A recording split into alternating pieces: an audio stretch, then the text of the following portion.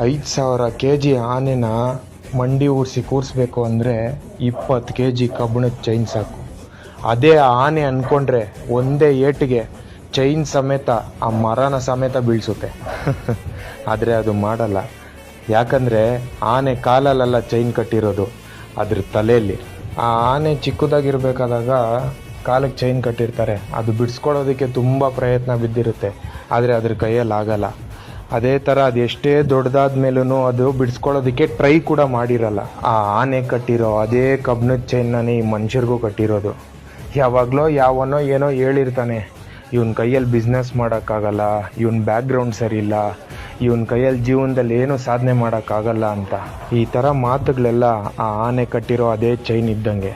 So ನಿಮ್ಮ complete ಪೊಟೆನ್ಷಿಯಲ್ನ ನೀವು ಆ ಚೈನಲ್ಲೇ ಬಿಟ್ಟಿರ್ತೀರಾ, ಇಲ್ಲ ಬಿಡಿಸ್ಕೊಂಡು ಹೊರಗಡೆ ಬರ್ತೀರಾ ಅನ್ನೋದನ್ನ ನೀವು ಯೋಚನೆ ಮಾಡಿ.